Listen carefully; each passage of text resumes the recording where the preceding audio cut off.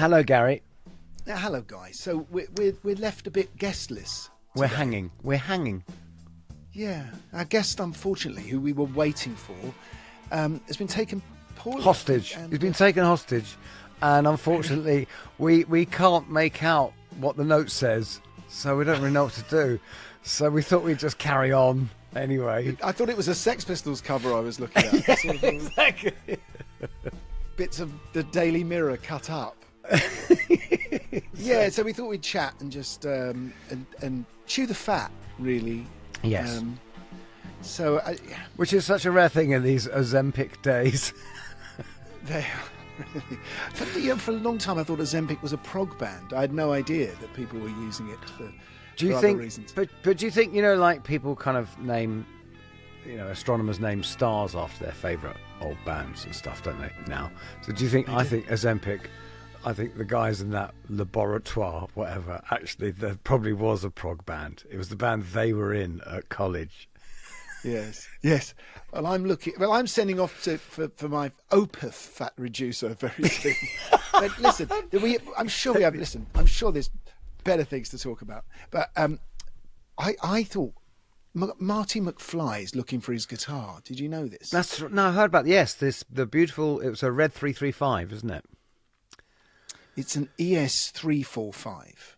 That's what I said. There's a lot of Gibson sort of things like that, hasn't there? There's a 335. There's a 355. They could have been better with their numbering system, I think. Yeah. So it's the one he played. It's one Michael J. Fox played on stage at the. They go back into the 1950s, don't they? It's the high school dance, and he basically invents rock and roll, doesn't he? And one of the guys in the band is on the phone to his brother Chuck Berry, and he holds the phone up, doesn't he? And he hears this thing, and basically, so that's where rock and roll comes from. Yeah, because he plays Johnny B. Good, and it's meant to be before Johnny B. Good's been written, yes, but he plays it in Eddie Van Halen tapping that's behind his head at one point, and uses his teeth like Jimi Hendrix. Yeah, whatever. Yeah. Anyway, that guitar's gone. They want to find it, and I'm not sure why they want to find it. Because obviously they're doing some documentary, and they need to find it. But I'm assuming that it was just rented from a. That's right, from a Maurice Plaquet style rental place. And just turned up with some handler for the days they shot it. But they've made some elaborate trailer video with various Michael J. Fox on, with Christopher Lloyd, Lee Thompson, Harry Waters Jr., and they're all saying, where is this guitar? Harry Waters, Harry Connick, you mean? No, Harry Waters Jr. I believe he's called. That's what I read anyway. I'm not really up on his. Not Roger Waters' son. No, exactly. Well, or Roger Waters' grandson if it's Harry Waters Jr. Exactly. And they want to find this guitar, but I think that's easier said than done. Obviously this is all sort of on the back of Paul McCartney losing his bass and that announcement. I have got currently a missing similar guitar, a red Gibson semi-acoustic ES 335 that I played in the Chart Number 1 video. I remember that, yeah. Right up under your chin and down the beetroot. Down the beetroot, yeah, in the Chart 1 video. And I've got a couple of missing guitars, actually. And it really is irritating. Do you have any? I've got one. And it's I actually sort of mentioned it in my book. I'm actually going to mention it in my new book. It will never not be. Is your new book just your first book, like rearranged? It might be. Shut up. No, it's not. No, it's only that. But it's it was my Steinberger L2, which was my absolute favourite bass, and I all through the 80s, none more 80s, the little stick bass. Is that Because the thing about the end of it was already missing, wasn't it? Just gone to find the other bit. Sorry, go on. No, the thing about it, the Steinberg, and it was when I was doing all my first proper touring, is that it's always with you. You carry it in this little gun bag. It went in the overhead locker. It was always with you. So you developed a relationship with that bass that you didn't really have with it. anything else. So anyway, it was serial number 712, and it was stolen from a record company office in London, and along with a whole load of other stuff, put in a van, driven to Paris, and sold. So keep 'em peeled. Exactly. I know, it's so Shaw, isn't it? What's his name? Shaw Taylor. Shaw Taylor, please 5. But what did you play? Maybe you saw. Maybe you. It's in. It's what I played. Kiss and Tell, Brian Ferry. It's that whole Bête Noire album, for instance. It's all the stuff I did with Icehouse, 2 albums with them. Stephen Duffy, Dream Academy, all my 80s stuff. It's that, it's. Wow. And so I remember, yeah, and I remember when I first started playing, and David Gilmour said, "Oh my God, that bass plays amazingly. I've never picked up Steinberger like it." Wow. So there's something about it. Yeah. Should we go round to Nick Begg's house, see if he's got it? Well, maybe. Do you know what? I did actually once lend him a bass. Anyway, yeah, but yeah. So your one. What's the story on your one? So yeah, my one has never, that one I played, which is similar to the Marty McFly one. I have never. I mean, obviously, this is all publicity for them, right? They're not really after this guitar. They're after, because I don't think they're ever going to find it. If you don't have the serial number of a guitar, which you just mentioned, it's virtually impossible. No, exactly. Not just to find, but to prove that it's yours, right? And actually, talking of serial numbers, so I know there's the George Harrison guitar, which George was given a Rickenbacker 360 12-string electric, right? By Rickenbacker for the Ed Sullivan Show, wasn't it? For the Ed Sullivan Show. It was just during the rehearsals, he was handed this guitar. And apparently he plays it on Rubber Soul. And If I Needed Someone, it's on. So, the Beatles guitars, they go for a lot of money, right? So yeah, because... This is yeah. Sorry. The only objection I say is because actually the Beatles didn't use that many guitars. No, they didn't. Do you know what I mean? Considering. You're right. And anyway, got nicked at Candlestick Park. Their last ever gig. How did some... How? Well, you've got to remember, it was different back then. There was no entourage. There was them. There was Mal. There was Aspinall. Mal? Chairman Mal? Yeah, there was travel with Chairman Mal, didn't you? It was more of a forced march than a tour. Yeah, Mal Evans. Oh, Mal Evans, yes. Chairman Mal. Mal Evans. Yeah, of course, and that was it. It was there weren't that many, were there? People said it like the same with all those bands, like with Led Zeppelin. Those first tours, it's just 6 people. It wasn't the entourage back in those days. Yeah. Anyway, so it goes missing, and people have over the years tried to trace it, and they've now narrowed it down to 5 guitars. There are 5 possible 1964 Rickenbacker 360 12 strings that it could be, but somewhere, it's one of those. But George isn't around to sort of to say which one he. Well, yeah. I mean, what do they do? Have a lineup. That's the one. So they have to step forward. Yeah. Exactly. Actually, talking about back to movie guitars, Gary. Do you remember the thing? I probably should have researched this, but the thing on Django Unchained, not Django. Yeah, was it Django? No, The Hateful Eight. The Hateful Eight, the Tarantino movie, where they're all in this cabin. I never got through that. Actually, I found that quite tricky. It was quite tricky. Well, yeah, and all sorts of the fact they used the original lenses and cameras that they used on Ben-Hur for a film that's set entirely in a cabin seems a bit of a waste. But but in that, apparently they had one of the earliest Martin acoustics. Right, and then they had a copy of it. This is one of the most famous acoustic guitar makers, right? Martin. Yes, Martin. There's Martin, there's Gibson, right? That's the birth of it, isn't it? Steel string guitars, certainly.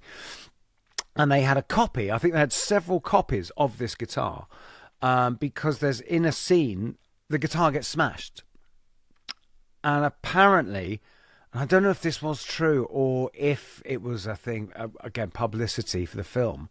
But apparently they smashed the Martin. Instead of the fake one. Instead of the fake one. Saying. Yeah. And literally like an 1840. Literally like one of the... Yeah. Parlor room guitar. Kind of thing. Yeah, like beyond irreplaceable. 18... Yep. Right, yeah. I mean, why the fuck that would even actually be on set seems crazy if you've got copies. Well, talking about lost smashed guitars, the one that comes to mind is Pete's Red Gibson SG that he smashed at Woodstock, right?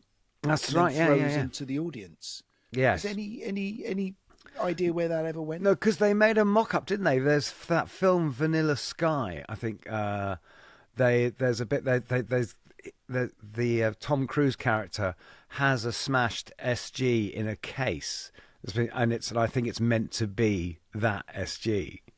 So, oh really? Yeah. So that is gone. That's just lost out there. But that's lost. Yeah. Go on. Well, I had one of Pete's SG. I had the SG that he played on Rock and Roll Circus. And it was one of the 4 SGs he used to use touring in the UK. Pete had separate guitars. He had guitars he kept over here for the UK and Europe, and he had guitars he kept in America. But yeah, I saw mine. Did he have special smashing guitars? Well, the thing is, there was a letter that came with this one where Pete wasn't smashing them so much; he was just throwing them in the air and catching them. By the time we got to SGs, it wasn't really smashing guitars a lot, and but he was ramming them into speakers. So, but the necks and stuff would break and come off occasionally. And he actually wrote this lovely letter where he explained what glue he used and everything. And this guitar of mine was in the Rock and Roll Hall of Fame for a while, and then I sold it to Frank Ursay, who, of course, has David's black Strat, who very sadly died, apparently, suddenly the other day. Oh, really? Yeah. Wow. I think, according to Lee. May I ask what's happening to the guitars? Oh, his poor wife. You know what I mean? His poor... I'm already jumping in there. Oh, no. Well, no, sorry. Edit that. Yeah. I don't know. Well, it's basically, it's a sort of, well, he owned a football team, didn't he? And it's a museum at the stadium, so it's... Right. Yeah. So I've got a photograph. Someone gave this to me for my birthday, a mutual friend of ours, and it's a Chalky Davis photograph of a smashed Rickenbacker that was Pete's, lying, and it's quite beautifully lit. I'm sure it was set up at some point. Anyway. So I also have another. Hang on, that's not the one for the cover of their live album from '89? No, that would have been just a stage. Well, I don't know. I never really got told about it. But isn't there a film, Blow Up? David Hemmings is in the marquee watching the Yardbirds, and the Yardbirds smash up. Jeff Beck smashes a guitar, but only because obviously that scene was written to be the Who. Of course, it was. But then, for some reason, I think Kit screwed it up, or he tried to be clever with the money. Lambert. Yeah, Kit Lambert, and so it ended up being the Yardbirds. Yeah, and so there's Jeff and Jimmy on stage, isn't there? Yeah, exactly. In Blow Up, and the David Hemmings character. David Hemmings takes a guitar. Yeah, where's that? But he runs out into Oxford Street, I think, for some reason, because I can't remember. I didn't know the marquee was. I don't think it was ever in Oxford Street. It looks like the 100 Club, doesn't it? That would be, yeah. Runs out. That's true. Into. But did you know about the Jeff Beck the Les Paul? Yes, which is a thing. Do you want? Yeah, Maganaloof is the guy's name. In 1969, Jeff is doing a show in the Jeff Beck group. It's with Rod Stewart, isn't it? Singing. I don't know where. I think they're playing somewhere in New York. Jeff Beck singing and Ronnie Wood on bass. That's right. Who was Carmen Appice? No, it's not Appice. I can't remember. I don't know. It's when they're doing Beckola. Was it Kenny Jones? Was it? Was it Kenny Jones? No. Of course it was. Of course it wasn't Kenny Jones. Someone will let us know. And he's doing the show, and apparently, I don't know. Maybe Jeff got annoyed with someone in the audience, but he started spraying the audience with a fire extinguisher. That's right. Yes. You know this? Yes. And he sprays the audience with a fire extinguisher. And of course, there's a great big rumpus, and the audience are going crazy, and the security guys run on stage, and they lead the band off stage, and Jeff's Les Paul Sunburst, Gibson Les Paul Sunburst, is missing afterwards, and This guy ends up buying it, doesn't he? Finds it somewhere. That's right. Yeah, A guy, you mentioned him, Perry Mangaloof or Magnaloof.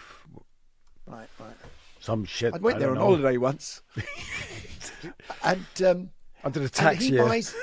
He buys it in the year 2000 and finds it. I don't know how they. Obviously, there's some sort of proof that it's the guitar. He then gets into a backwards and forwards with Jeff Beck. Yeah, saying that Jeff Beck had allowed him to have it in a conversation he had with him on the telephone in 2000, and Jeff Beck's lawyers then say, no, we never agreed to that. Give me the guitar back, And I think this went on and on. I think the guy still owns the guitar now. Yeah, that's right. Well, what are you going to do now? I mean, that's the thing. There's also, because there used to be a thing, wasn't it? Because people were always giving, like we've had Johnny, in fact, in our very intro, Johnny Marr talking about giving. Well, it's the second Les Paul he gave to Noel. I didn't realise, the first Les Paul that Johnny gave to Noel was a 1960, the one that he broke. He nutted someone with in Newcastle. But tell that story. Do you remember the story that Johnny told? It's great. He said, he'd lent him a guitar, and the Oasis office call up and they go, "Hi, Johnny, listen, I'm really sorry, but unfortunately there's been a bit of a problem at a gig in Newcastle. They've had a fight, not with themselves, with the audience." And Noel had nutted someone with the guitar and broken the neck. And went, "Oh, that's terrible. I don't remember." And they went, and then they said, "Yeah, have you got another one?" Yeah, Johnny thought they were ringing up to apologise. Yeah, said, "Have you got another one? Have you got another one?"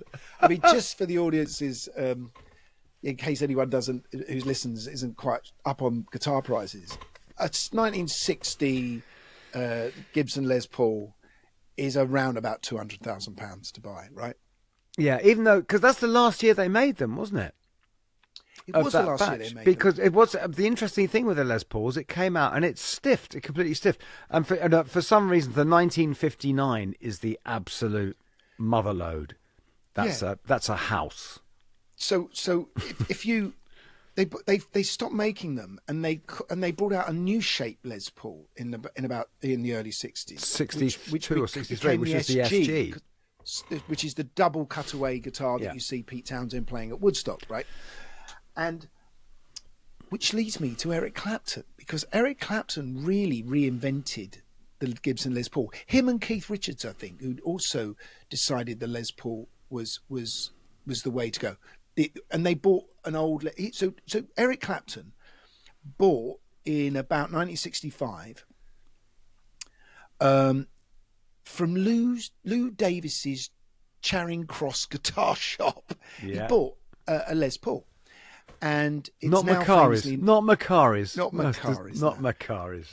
It's now famously known as the Beano guitar because he plays it on the Bluesbreaker album, John Mayall's Bluesbreakers, and he's, of course, on the cover he's reading a copy of the Beano, isn't he? Yeah, that's right. Is that right?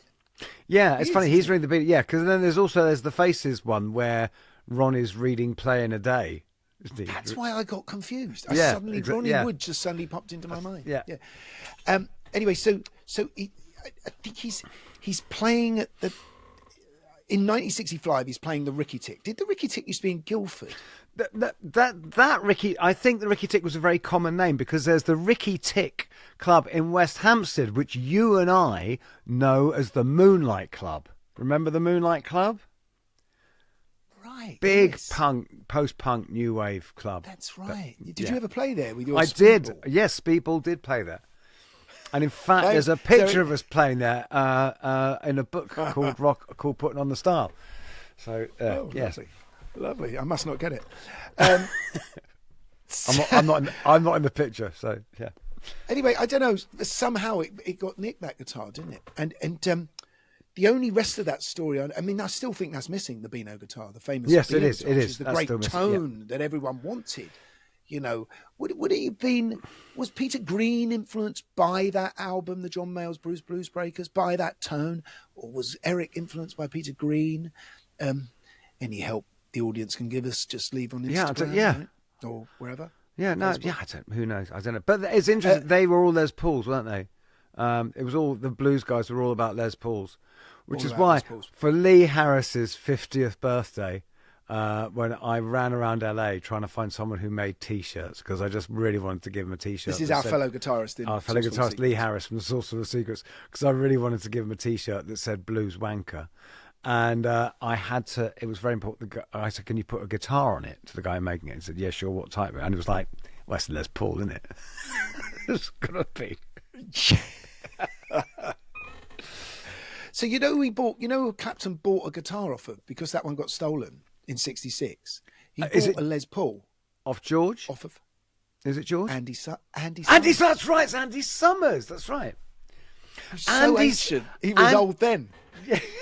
But Andy Summers has got a great little... He's great at popping up in the back of really unexpected places through the 60s. Do you know what I mean? Where you go, and he's behind Summers, you. Yeah, exactly. But like, not fantastically glamorous places. It's just like, and that was Andy Summers. But there's also a story then. Yeah, but there's a... other stolen ones. Oh, there's a sweet one apparently. No, let me finish off on that one. Oh, sorry, I'm so sorry. I'm so sorry. Go on. He gave that. Eric gave that. I love this, like these guitars that get followed. They were fucking giving it. I know, like fucking. Who did he give it to? Paul Kossoff, who was a bit like Johnny giving that guitar to Noel.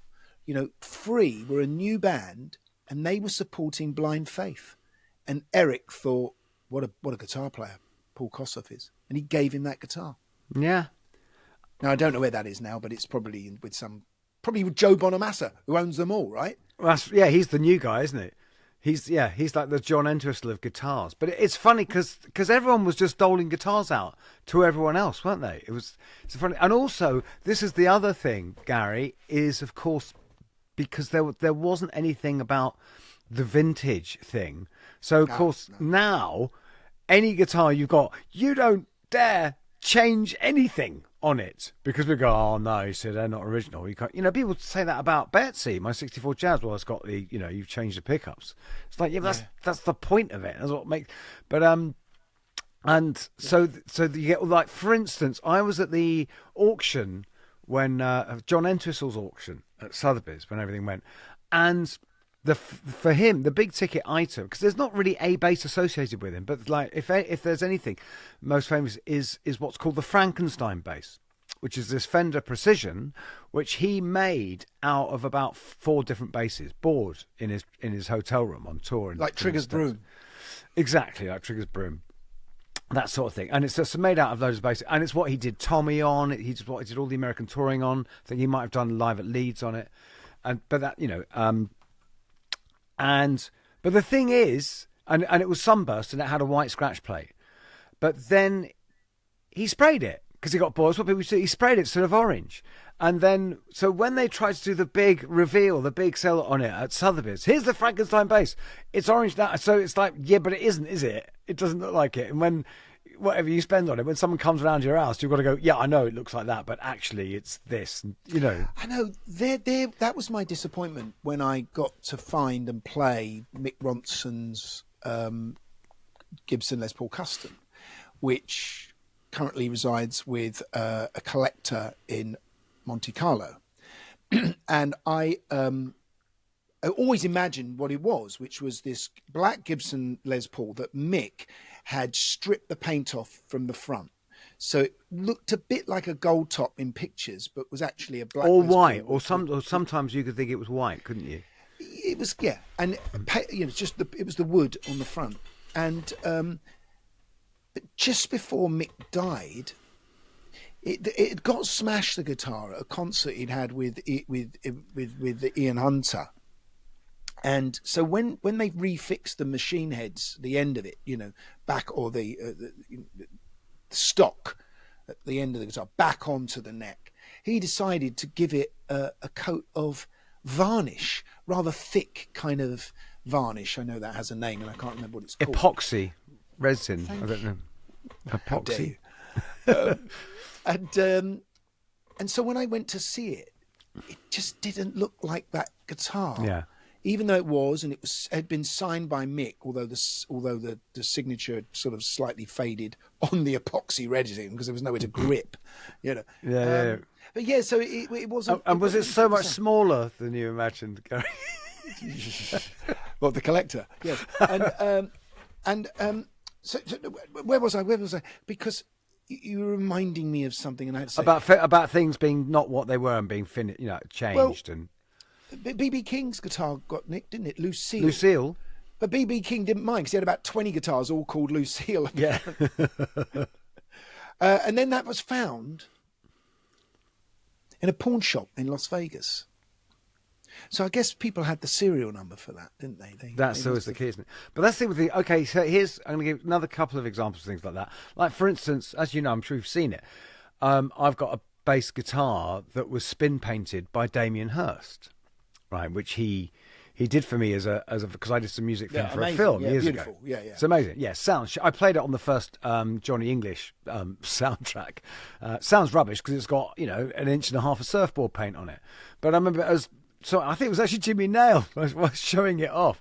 He went, yeah, of course, you've got to realise, if anyone ever nicks that, the first thing they'll do is just strip it. Not realise. Yeah. And another thing, like, for instance, when we were researching the sources, Gary, in order to be authentic with our instruments, I was checking that, like, I thought that Roger only played precisions until 1970, but he didn't. There's pictures of him playing this precision. It's a famous picture of him screaming. Most of the pictures are of him screaming, but he's playing this fantastically psychedelically painted precision, and it's painted. Well, it's not psychedelic. It's more like a camouflage pattern that Dougie Fields did. You know, the great Dougie Fields, Sid Barrett's old flatmate, and it was like, fuck, wonder what happened to that bass. And then what I never noticed for years is that David, round his house, has this really nice Fender Precision, which has got a humbucker stuck in it, and it's plain wood finish. And I once had that on my lap, and it reminded me. And I said to him, "Oh, David, whatever happened to that amazingly painted bass that Roger had?" And he went, "You're playing it." I was like, what? He said, yeah, I had it. I stripped it down. I got a bit bored of it. Because, they didn't know. Think how wealthy he could have been. Yeah, exactly. If he'd sold it. Yeah, exactly. Kept it. That could have been his ticket out of here. But Sid Barrett's mirror guitar. Yes. No, I don't think anyone knows where the original of that is. So no, Sid but except there's a weird. Sorry, Gary, but yes. No, Sid had a Telecaster which he wrapped tightly in it's silver actually in a Squire. foil. Actually, in a Squire. And a Squire, of course, famously in a Squire, Fender Squire. Which means it only has one pickup. So. And it's wrapped tightly in silver foil, and a circled mirrors stuck on it. That's right, isn't it? Yes, well, you've got one. I should point out that Nick Mason very, very kindly and inspiredly actually gave us. Well, it was essentially for Lee and Gary, and then he asked me if I wanted one, so I had one. He had them made for you, so you have one, don't you, Gary? Well, that's because Phil Taylor, David's tech, had one made for the Mutual Remains. For the mortal remains. Mutual Remains. Mutual Remains. That should be the title of our podcast. Their Mutual Remains. No, you forget this. This is Pink Floyd world. He didn't have a copy made. He had 5 copies made. Oh yeah, just in case. Just in case one got stolen. Yeah. And maybe in case 4 got stolen. Yeah, I have one of those. And Jimmy Page's Dragon. No, wait. We haven't finished with Sid yet. Yes, no one knows what happened to the original. I asked David about this recently because recently on Instagram, Crispin Mills from Kula Shaker put up a picture purporting to be Sid's Esquire. Really? Yeah, saying that someone he knows has got it. And evidence? Well, no, there isn't, and it just seems weird because if it was, it would be documented. It would be documented that someone has this guitar. Surely, maybe we should get him on. Really? Maybe you saw. Maybe you saw the Silver Squire. It just reminded me, of course, of the painted Dragon Telecaster that Gimme played in the very early '60s, right? And in the late 60s, right? Late 60s, early Led Zeppelin. Yes. Seen in the film, and so it was painted by Gimme and my friend Paul Reeves, who's a very well-known antiques dealer now, but was good mates with Gimme and still is. And the two of them one night, painted this crazy sort of, green and red over the guitar, and beautiful design. And of course, I think Gimme painted over that later on, or did it go missing? There is some story there, and I can't. You don't know it? No, I don't. I think it's come back to me, Guy. He went on holiday, and that'd be a warning to you. And when he came back, his roadie, as they used to be called, had painted over it, had restored it, and painted black over it, or so the roadie says, right? So something like that. I might be wrong. Lovely when this goes out. Just if you have any other information about it, our dear listeners, to leave it on our social media channels.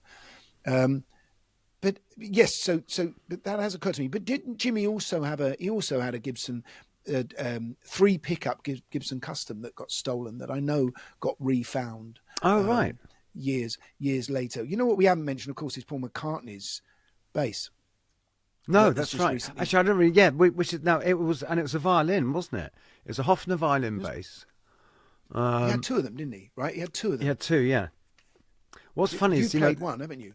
I've played for a second. I've played which is his Beatles touring one, which still has the Candlestick Park set list on it. Stuck on the top. So he's stuck on the top. Literally, stuck on. It's unbelievable. Literally, biro, bit of paper, sellotaped on. Again, you would never sellotape something on a guitar now. You'd ruin it. So what? How did you come to play it? It was really sweet because Sid Price, who was my tech with Pink Floyd, and then who now very touchingly, his son, Tom Price, was my tech with David Gilmour. And they both work for Paul McCartney. I'm sure the story's been told before, but it's Doesn't so Tom sweet. have a nickname, by the way? Yes, I was going to say, I'm sure we told the story before. But it's the first crew dynasty I know. That Sid worked for McCartney for years, and then when his son came of age, it's like he was packed off to work for McCartney as well. And when Sid introduced his son to Macca, Paul just went, "Oh, is that half price?" and that's his nickname to this day. But years ago, might have even been before mobiles. No, it was after. I would have had a mobile. I went to see McCartney at Wembley Arena, and I had a message from Sid saying, "Come to the side of the stage straight after the show, immediately. You've got like 3 minutes. You need to be at the side of the stage." Like, all right. So I know when it. So I went to the side of the stage as soon as it finished. Went to the cubby hole, and Sid just went, "Here, you've got 3 minutes," and he handed me Paul's violin bass. It's like, fuck, play something. Not plugged in. Not plugged in, no, but it's like, shit, here it is. And of course, it's strung the wrong way round. It's all upside down. It's left-handed. So I must say, I managed to work out Day Tripper kind of upside down. So I have played Day Tripper on his violin bass. That's amazing. Anyway, so that got stolen, right? So he had 2 of them, not that one. He had 2. He had that one. He had another one, which he bought in the early '60s as well, I think. He bought 2 of them together. Yeah, and what's very sweet is there was a range of 3, Gary. There was the cheap one, there was the middle one, and then there was the posh one. Oh, guess what Paul would have bought? He got the middle one, didn't he? No. That's what I get when I'm in restaurants and I look at the second cheapest bottle of wine. Yeah. That's the slot every vintner dreams of. Second. So anyway, there was a big thing, wasn't there? A few 2018, 2019, or whatever. There was just before COVID. There was a big thing about let's find Paul's guitar, and it's funny. The shakedown works because obviously that's what they're trying to do with the McFly guitar, and a bunch of people were all sort of asking. And I guess nowadays it's much easier, isn't there? With the internet, it's much easier to find those kind of missing guitars. And it came about that it was stolen from the back of a truck, of a van, really, I should say, on the 10th of October, 1972. I have here in Notting Hill. Well, back then it was a dodgy area. What's McCartney's gear doing in Notting Hill on a van? Never you mind. Parked up overnight. I don't know if he was playing the Globe. I don't know. Anyway, the thief, it turns out, sells it to a pub landlord called Ronald Guest. I love it. Straight out of Minder, isn't it? Yeah. Ronnie Guest to his mates. Ronnie Guest, right? Who ran a pub called the Admiral Blake. Do you know the Admiral Blake in your days in Notting Hill? I don't remember an Admiral Blake in Notting Hill. No, wasn't he the seafaring father of Quentin? Anyway, it was in Ladbroke Grove, this pub. And they traced that. They found that out. And then they basically thought, well, it must have still stayed in the family. Suddenly, in about 1923, cast your mind back. In 2023. During the 100 Years' War. Someone living in a terraced house contacted Paul's management and said, oh, it's in my attic. So it found its way back to Paul and no one went to prison. Wow. As far as I know, anyway. And there's something really lovely about that, isn't it? That Paul gets it, you know. There's a story that, I can't remember who it was, that David Gilmour had a load of stuff nicked from his studio, from his house, when he lived in Essex years and years ago. Or somewhere anyway. And including the Wish You Were Here guitar. The Wish You Were Here Martin. And right.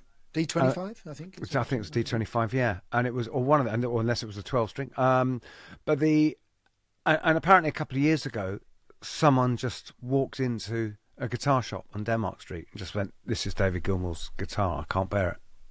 Give it back to him. I can't bear it any longer. Yeah. I need my sleep. Exactly. He torments me. Wow. I mean, do you remember when we had Peter Frampton on? I was going to say, that's the one, isn't it? That's the one. That is the one. Yeah. That's extraordinary. No, you. I think you know that story better. So what I remember is that Peter told us that they were playing in South America and a cargo plane. So this is 19. I don't know. I think 1980. 1980. No, not 1980. 1960 whatnot. And a cargo plane's taken off from Venezuela and crashes on takeoff. Ooh, I hate even thinking of that. Yeah. And it was assumed, and the gear was inside. Peter's gear was inside, and it was assumed, therefore, that his famous Gibson. The three pickup. That's what I remember. The one on the cover of Frampton Comes Alive, right? I'm guessing. Yeah. First ever with three pickups. I remember thinking, wow, it's got three pickups. Well, I did mention the Jimmy Page one, which also had three pickups. Oh, there you go. And so Peter, probably got the insurance and sadly missed the guitar. And then all of a sudden there was someone who was a bit of a know-all, was in, how do you pronounce, where's a know-all or a knoll? Where's Curso? Curtho. Oh, Curacao. Curacao. As in blue Curacao, the cocktail additive. Where is Curacao? It's Venezuela, isn't it? Or no, it's one of those. So someone was watching somewhere very nice, somewhere lovely, yeah, of local musicians. Someone who's apparently into their guitars was watching a band of local musicians in Curacao, and this guy in the band was suspiciously playing a black Les Paul 3-pickup guitar. He then approached said man and I put it to you, sir. Yeah, I claim my £5. And it was the same serial number as Peter's. And Peter told us this story. You know, I mean, he told us it on the show. And if you don't believe me, you can go back to our episode of Peter Frampton from a few years back. And he returned it. It went back and found its way back to Peter. And Peter now calls it the Phoenix. That's right. Yeah. Named after the pub the guy was playing in. No. Yeah. Named after Rising from the Ashes. No. I want to tell you about my missing guitar before we go. Quick. It's my Fender Stratocaster. It's a 1979 all black Strat. I played it on stage at Live Aid when I played True on that song, and when we got back together in 2010, I got all my old guitars out of storage, and it wasn't there. And I said to my tech, "Where is it?" And it was gone. We couldn't find it anywhere. Assumed stolen. And about 4 years ago, a chap sends me a picture of a guitar hanging in a guitar museum up near Lincolnshire somewhere, that sort of area of the world. And it said Spandau Ballet guitar, not for sale, on a note stuck in the strings. He said, "Is this your guitar?" And you could see, just make out the serial number on the headstock. It was my guitar. And I went into some negotiations. My people spoke to their people, and turns out that a man purporting to be an ex-guitar tech of mine walked into a shop in Twickenham, an antique shop, and said that I'd given him that guitar in lieu of money I couldn't afford to give him as wages. And he sold it to this guy, who then sold it on later to this chap who had a guitar collection up in Lincolnshire. He said, "I don't want this guitar anymore. You must have it back." Once we started speaking to him, and I said, "Well, what can I give you? I want to give you something." And he said, "Just give me what I paid for it, and I will donate that to my local cancer charity." And I went up and collected it, and it's hanging behind me now. Oh. It's a sort of family heirloom, really, isn't it? Except, yeah, it is. But but you didn't give it to someone in lieu of, did you? In lieu of payment? No, I don't know who that chap is, but and I'm not going to bother to find out. Perhaps you saw. Here we go. Police 5. So good. Just to wrap up, I tell you my Police 5 story. When Police 5 one day, Sean said that there'd been some missing fur coats in the Islington area, and I think my dad had bought a fur coat for my mum from the pub next door. Oh, brilliant! And all I remember as a kid was we took the carpet up, and took a floorboard up, and he buried it under the floorboards. And as far as I know, it's still there. Fantastic. I remember once being in a pub in Liverpool, and people were just coming in all the time. Everyone all right for Wilkinson sword blades? And then I thought the best was when someone literally came and said, "Everyone all right for Kraft cheese slices?" Anyway, I think we filled the time without our guest. I hope. Well, I hope that was interesting to our listeners. And if so, if you've got any interesting guitar, if you want us to trace a guitar, I mean, as long as you're famous and interesting. No, that's a mean thing to say. But I think, we will have a guest next week. It's only happened to us. It's only the second time this has happened to us. It happened to us with another artist. Didn't it? It did happen with another artist, yeah. But I think it's quite nice to have a chat. Anyway, thank you to Ben Jones for Gimme Sugar for producing this, and please subscribe and also go to our YouTube channel. We're really yes, everything's on YouTube now. We're much more there now, and all the bits, and it's great. We love that. So yeah, we hope you will too. So see you next week. It's good night from me, and it's good night from them.